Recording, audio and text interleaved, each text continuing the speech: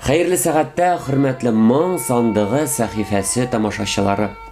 Без бүген сандыгыбыздан Гөссөлә исемле музыка уен коралын чыгарабыз һәм таныштырабыз. Гөслә кыллы чиртмәле музыка уен кораллары семьялыгына керә һәм татарларның традицион музыка уен кораллары рәтенә керә. Гомумән галимнәр Гөслә сүзен гүләү сүзе белән бәйлиләр. Күп кенә славян, финно-угыр халкында Гөслә исеме буларак билгеле шундый уен коралы. Инде Гөслә исемле музыка уен коралы псалтыри, житаган, лира исемле уен кораллар белән бер рәттә тора. Алар якын тугандаш музыка уен кораллары.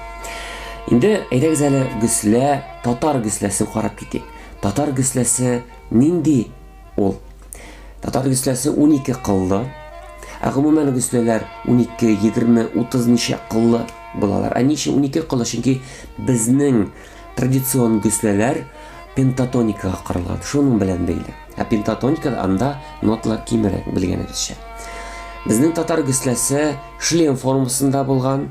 Ул инде безнең Наполеон башлыгына охшап тора. Шулай ук Гөсләне тезгә куеп уйныйлар, ике кул ярдәмендә уйныйлар. Һәм инде безнең татар төркемнәренә килгәндә, бүгенге көнгә кадәр күпчелек Крәшин татарларында сакланып калган музыка уен коралы. Инде 20нче гасыр азагында 21нче гасырда безнең Крәшин татарлары уйный торган булганнар.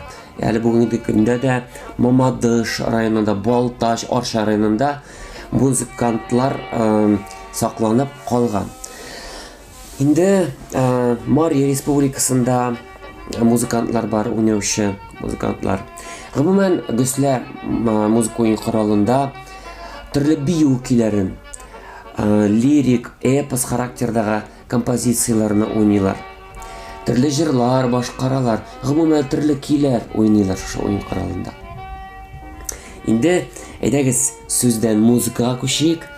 Мин бирегә шушы сәхифәгә бердән-бер Гөслә ясаучы, Гөслә музыка уен коралын пропагандалаучы музыкант Гәрәй әфәнде Габдрахман улы Мәхсүмҗановны чакырдым. Ул безгә үзе ясаган Гөсләдә уйнап күрсәтер. Гәрәй әфәнде, рәхим итегез.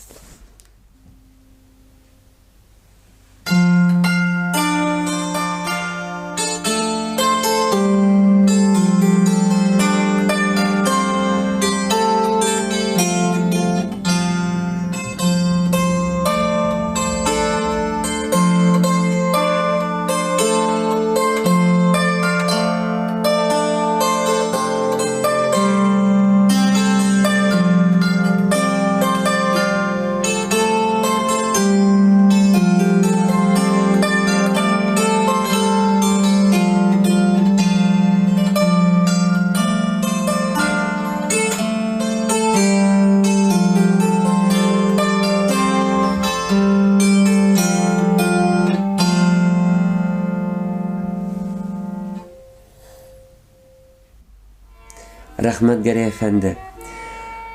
Габдулла Тукайбыз шулай итеп язып калдырган.